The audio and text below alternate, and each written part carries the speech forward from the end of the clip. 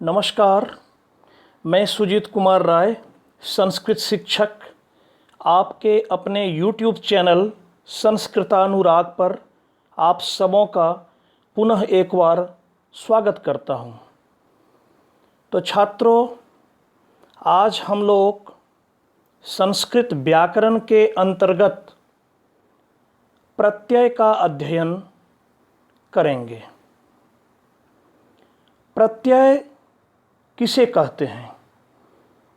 इसकी परिभाषा है कि जो शब्द या शब्दांश जिनका अपना कोई स्वतंत्र अर्थ नहीं होता है, फिर भी किसी भी शब्द या धातु के अंत में लगकर उसके अर्थ को प्रभावित कर दे, उसे प्रत्यय कहते हैं। अर्थात प्रत्यय का अपना कोई स्वतंत्र अर्थ नहीं होता। दूसरी बात, ये किसी भी शब्द या धातु के कहाँ लगता है? अंत में लगता है, क्योंकि जो प्रारंभ में लगता है उसे उपसर्ग कहते हैं। ये शब्द या धातु के अंत में लगता है और लगकर उसके अर्थ को प्रभावित कर देता है, इसे प्रत्यय कहते हैं। जैसे देखिए, पठ। पठ धातु है जिसका अर्थ होता है पढ़ना प्लस क्त्वा प्रत्यय। क्या हो गया? पठित्वा। पठ मतलब पढ़ना, लेकिन जब ये क्त्वा प्रत्यय लग गया तब अर्थ हो गया पढ़कर। प्रत्यय के तीन भेद होते हैं। कृत प्रत्यय, या इसे कृदंत के नाम से भी जानते हैं। दूसरा तद्धित प्रत्यय और तीसरा स्त्री प्रत्यय। तो पहले हम लोग कृत प्रत्यय के बारे में जान लें। क्रिया अर्थात धातु के अंत में लगने वाले प्रत्यय को कृत प्रत्यय कहते हैं। कृत प्रत्यय कहाँ लगता है? क्रिया के अंत में। क्रिया जिसे धातु भी कहते हैं, क्रिया के अंत में लगता है, और क्रिया के अंत में लगने के कारण कृत प्रत्यय से बने हुए शब्द को क्या कहते हैं? कृदंत कहते हैं। जैसे पठ प्लस तुमुन। पठ धातु है, क्रिया है, और तुमुन क्या है? प्रत्यय है। यह कृत प्रत्यय है। तो जब दोनों मिल गया तो बन गया पठितुम, और पठितुम क्या कहलाएगा? पठितुम कहलाएगा कृदंत। अब आते हैं तद्धित पर। जो प्रत्यय संज्ञा, सर्वनाम, विशेषण एवं क्रिया विशेषण के अंत में लगकर उसके अर्थ को प्रभावित कर दे, उसे तद्धित प्रत्यय कहते हैं। कृत प्रत्यय जो है वो क्रिया के अंत में लगता है, जबकि तद्धित प्रत्यय कहाँ लगता है? संज्ञा, सर्वनाम, विशेषण एवं क्रिया विशेषण के अंत में। जैसे देखिए, बल एक शब्द है जो संज्ञा है, और इसमें एक प्रत्यय लगा जिस प्रत्यय का नाम है मतुप। इस प्रत्यय के लगने से शब्द बन गया बलवान। बलवान क्या हो गया? बलवान विशेषण हो गया। मतलब बल संज्ञा था, उसमें प्रत्यय लगा, मतुप हो गया बलवान, विशेषण बन गया। अब स्त्री प्रत्यय। पुल्लिंग शब्दों को स्त्रीलिंग बनाने के लिए जिन शब्दों का या जिन प्रत्ययों का प्रयोग किया जाता है उसे स्त्री प्रत्यय कहते हैं। जैसे देखिए, अज। अज मतलब होता है बकरा, और इसमें टाप नामक एक स्त्री प्रत्यय लगा।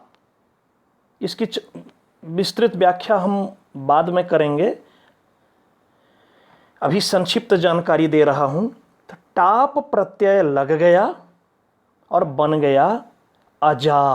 पहले था अज, अज मतलब बकरा, और अब अजा हो गया। अजा मतलब बकरी, तो पुल्लिंग से स्त्रीलिंग हो गया।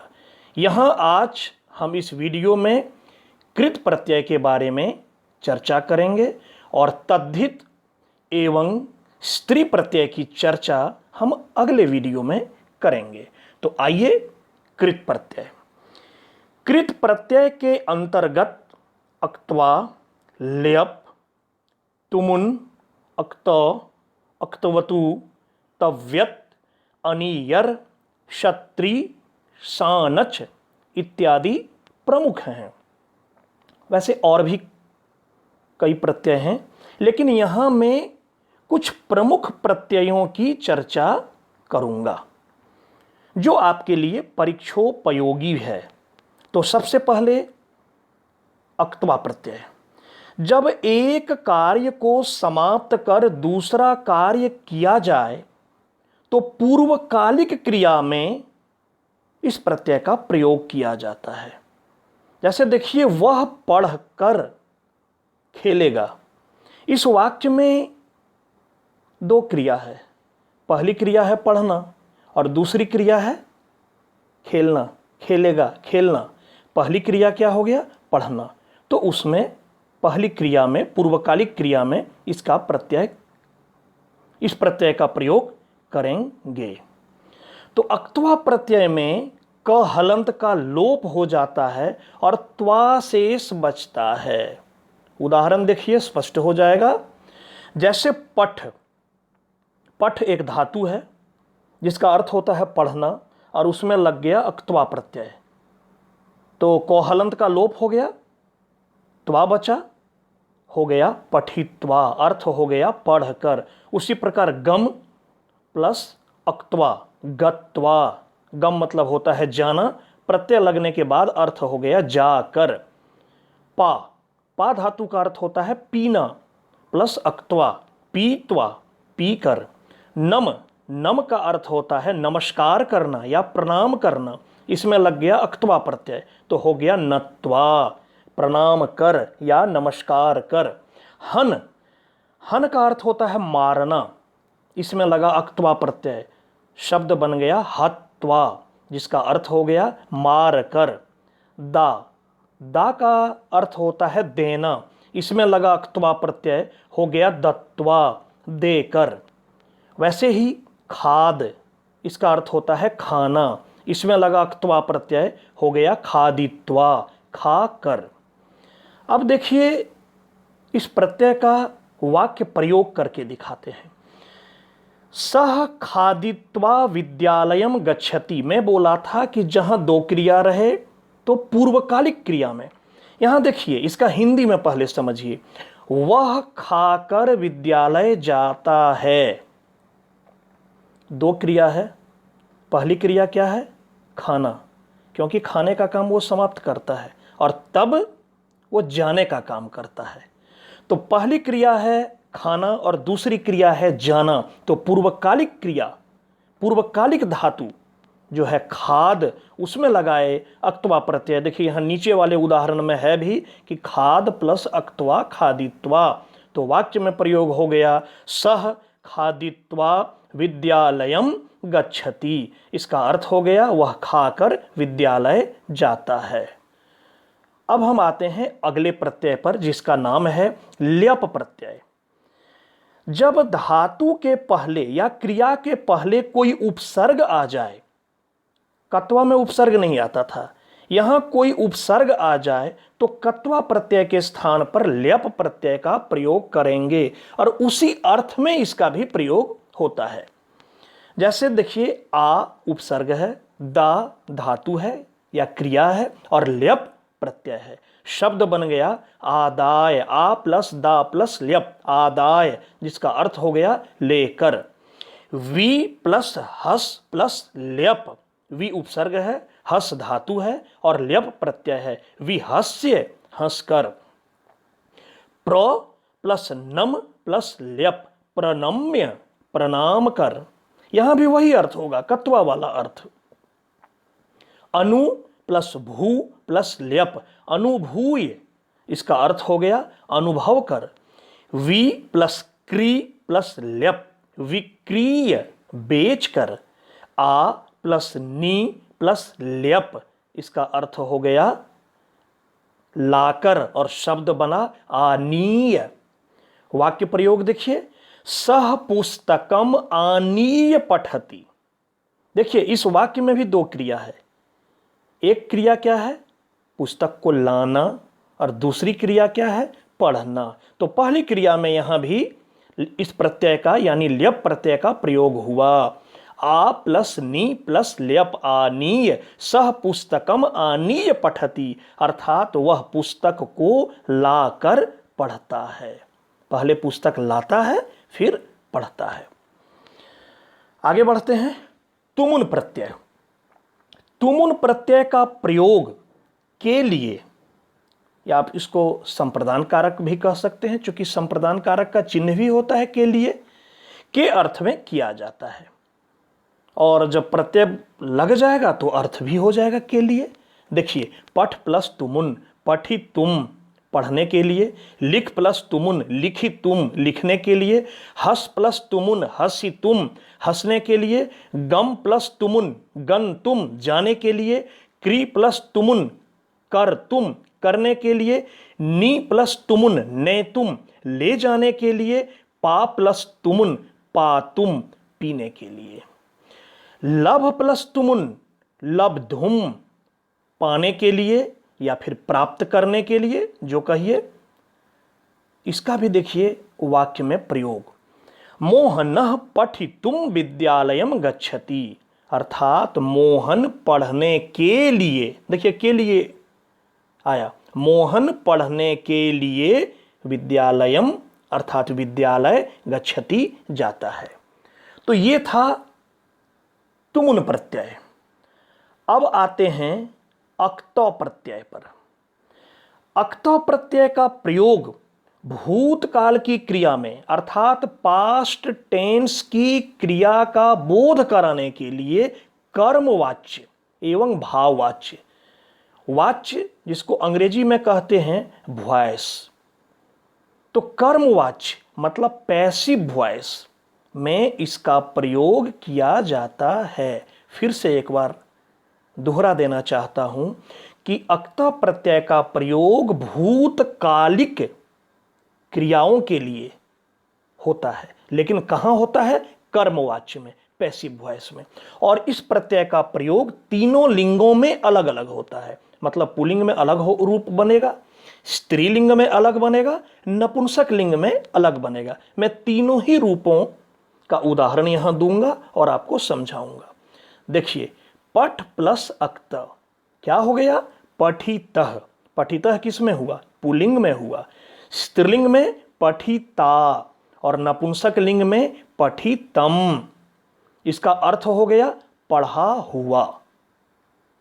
अभी पढ़ने का काम नहीं, पढ़ा हुआ, मतलब यह मेरा पढ़ा हुआ है।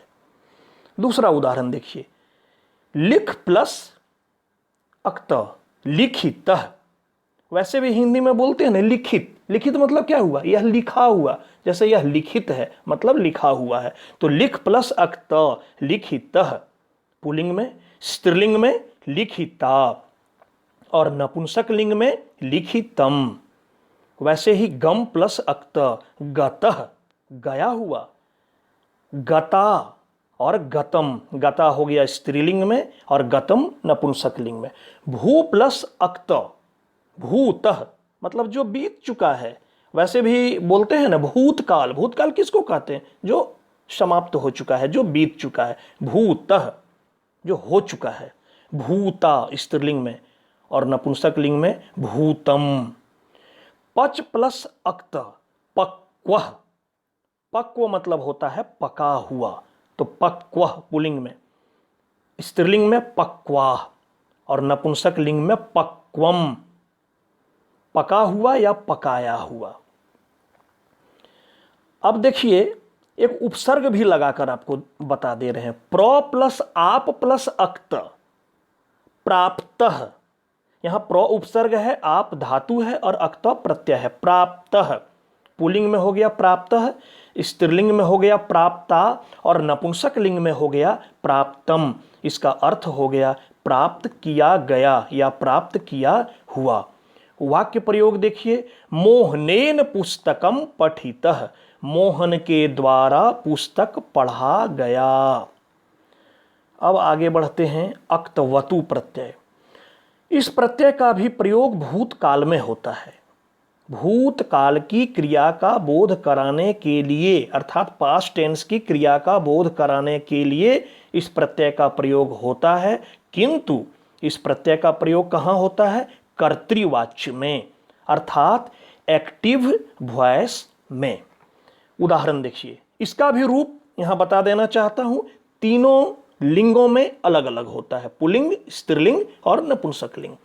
पठ प्लस अक्तवतु, पुल्लिंग में हो गया पठितवान, स्त्रीलिंग में पठितवती और नपुंसकलिंग में पठितवत। अर्थ वही होगा, पढ़ चुका।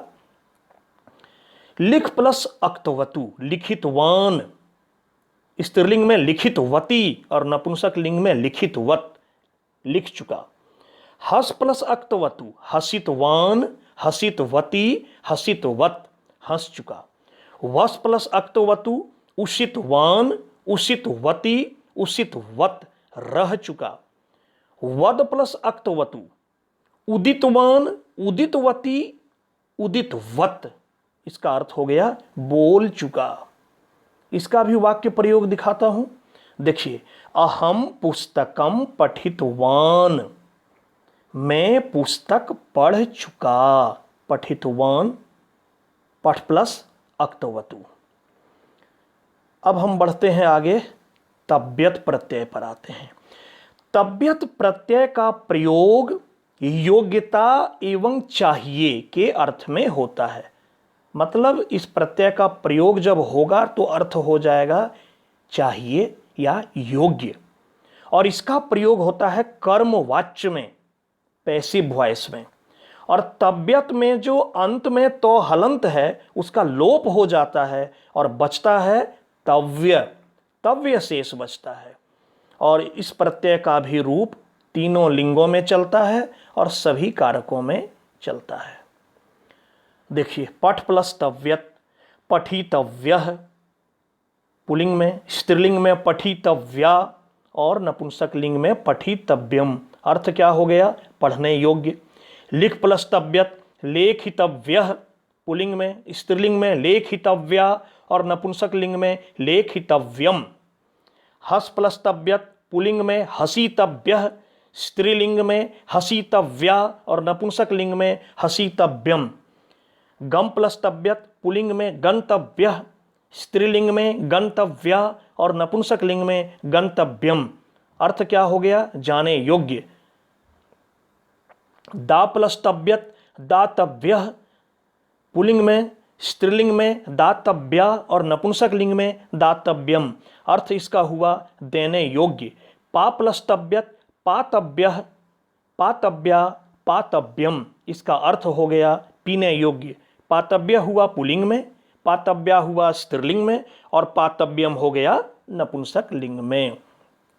इसका प्रयोग कहाँ होता है? मैं बताया कर्मवाच्य में।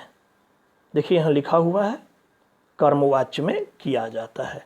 तो इसका भी एक वाक्य प्रयोग, मया ग्रंथः पठितव्यः। देखिए मया लगा हुआ है, कर्ता में तृतीया है, अस्मत् शब्दरूप तृतीया एक वचन, तो कर्मवाच्य का ये नियम है।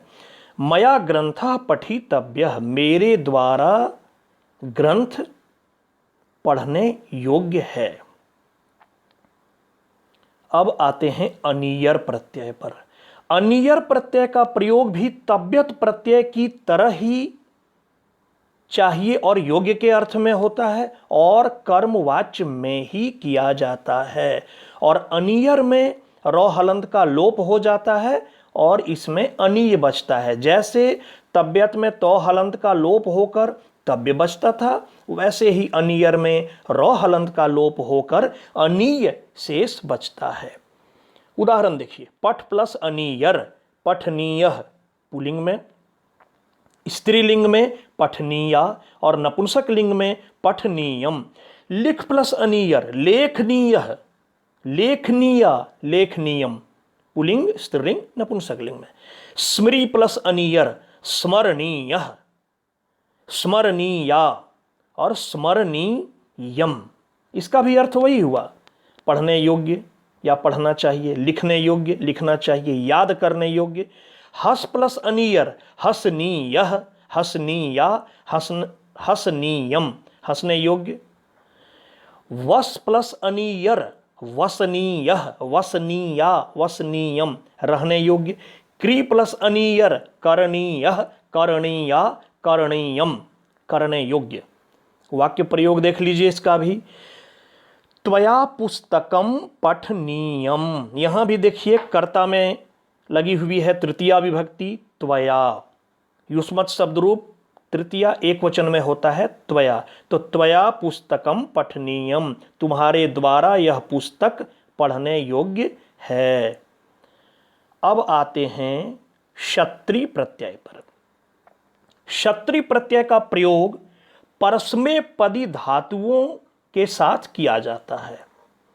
कहाँ किया जाता है फिर से समझिए। दो तरह का धातु आप पढ़ते होंगे, परस्मैपदी और आत्मनेपदी। तो क्षत्रिय प्रत्यय का प्रयोग परस्मैपदी धातुओं के साथ क्रिया के लगातार होने के अर्थ में, जैसे अंग्रेजी में कहते हैं ना कंटिन्यूअस, कोई काम लगातार हो रहा है, तो उस अर्थ में किया जाता है। जैसे वह पढ़ रहा है, वह जा रहा है, वह खा रहा है, वह खेल रहा है, तो लगातार होने के अर्थ में इस प्रत्यय का प्रयोग परस्मैपदी धातुओं के साथ किया जाता है। पठ प्लस क्षत्रिय पठन, पुल्लिंग में, स्त्रीलिंग में पठन्ति और नपुंसक लिंग में पठत। इसका अर्थ हो गया पढ़ रहा। लिख प्लस क्षत्रिय लिखन, पुल्लिंग में हुआ, स्त्रीलिंग में हो गया लिखन्ति और नपुंसक लिंग में लिखत, लिख रहा। हस प्लस क्षत्रिय हसन, हसंती, हसत, हंस रहा। पा प्लस क्षत्रिय पिबन, पिबंती, पिबत, पी रहा। दा प्लस क्षत्रिय यच्छन, यच्छनति, यच्छत, इसका अर्थ हो गया दे रहा। नम प्लस क्षत्रिय नमन, नमंती, नमत, प्रणाम कर रहा या नमस्कार कर रहा।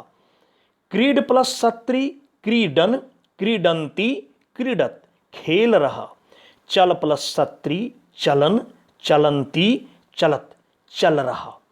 देखिए इसका भी वाक्य प्रयोग। शिशु चलन पतति, शिशु छोटा बच्चा, चलन चलता हुआ, पतति गिरता है। शिशु चलता हुआ गिरता है। तो आप इसका अर्थ चलता हुआ, जाता हुआ, हंसता हुआ, खाता हुआ, करता हुआ या हंस रहा, चल रहा, लगातार होने के अर्थ में, क्रिया के लगातार होने के अर्थ में आप इसका अर्थबोध करेंगे। अब इसी से मिलता जुलता क्रिया के लगातार होने के अर्थ में शानच प्रत्यय है, उसकी चर्चा करते हैं। तो आइए शानच प्रत्यय। शानच प्रत्यय का प्रयोग आत्मनेपदी धातुओं के साथ क्रिया के लगातार होने के अर्थ में किया जाता है। देखिए क्षत्रिय का भी प्रयोग होता है क्रिया के लगातार होने के अर्थ में, और शानच का भी होता है क्रिया के लगातार होने के अर्थ में, किंतु दोनों में अंतर है। क्या अंतर है? क्षत्रिय का प्रयोग कहां होता है? क्षत्रिय का प्रयोग होता है परस्मैपदी धातुओं के साथ। मैं बताया था पिछले स्लाइड में। देखिए क्षत्रिय प्रत्यय का प्रयोग परस्मैपदी धातुओं के साथ क्रिया के लगातार होने के अर्थ में किया जाता है, किंतु यहां शानच प्रत्यय का प्रयोग आत्मनेपदी धातुओं के साथ क्रिया के लगातार होने के अर्थ में किया जाता है। इसका भी रूप चलेगा तीनों लिंगों में। जैसे देखिए सेव प्लस सानच, सेवमानः पुल्लिंग में, स्त्रीलिंग में सेवमाना और नपुंसक लिंग में सेवमानम, सेवा करता हुआ। लभ प्लस सानच लभमानः, लभमाना, लभमानम, प्राप्त करता हुआ या पाता हुआ। वृद्ध प्लस सानच वर्धमानः, वर्धमाना, वर्धमानम, बढ़ता हुआ। कंप प्लस सानच कंपमानः, कंपमाना, कंपमानम, कांपता हुआ। दा प्लस सानच दीयमानः, दीयमाना, दीयमानम, देता हुआ। याच प्लस सानच, याचमानः, याचमाना, याचमानम, मांगता हुआ। याच का अर्थ होता है मांगना। रुच, रुच का अर्थ होता है अच्छा लगना, पसंद होना, प्लस सानच, रोचमाना, रोचमानः पुल्लिंग में, रोचमाना स्त्रीलिंग में, और रोचमानम। तो ये था सानच प्रत्यय। इसका भी वाक्य प्रयोग देखिए। फलम लभमाना बालिका प्रसीदति, फल को प्राप्त करती हुई। देखिए यहाँ सानच प्रत्यय के एक दो, दूसरे उदाहरण में देखिए, लभ प्लस सानच, लभमानः, लभमाना, लभमानम। अभी मैं जो वाक्य प्रयोग दिखा रहा हूं ये स्त्रीलिंग में है। क्यों? देखिए यहाँ फलम लभमाना बालिका, बालिका मतलब लड़की, तब जब यहाँ बालिका है तो यहाँ हो गया लभमाना। यहाँ यदि बालकः रहता तो क्या होता? लभमानः। तो फलम लभमाना बालिका प्रसीदति, फल को प्राप्त करती हुई लड़की प्रसन्न होती है, खुश होती है। तो मैं उम्मीद करता हूँ आज का प्रत्यय आप लोगों को पसंद आया होगा। तो प्यारे छात्रों, अगर आपको मेरा यह वीडियो पसंद आया हो तो कृपया लाइक, कमेंट और शेयर के माध्यम से मुझे प्रोत्साहित करने का कार्य करें, ताकि भविष्य में आपके लिए ऐसे ही परीक्षोपयोगी, ज्ञानवर्धक और आपके लिए उपयोगी वीडियो बनाने का कार्य मैं करता रहूं। साथ ही मेरे इस चैनल संस्कृतानुराग को सब्सक्राइब आप करें एवं नोटिफिकेशन को ऑन करना न भूलें, ताकि भविष्य में मेरे द्वारा अपलोड किया गया प्रत्येक वीडियो सर्वप्रथम आपको प्राप्त हो। धन्यवाद।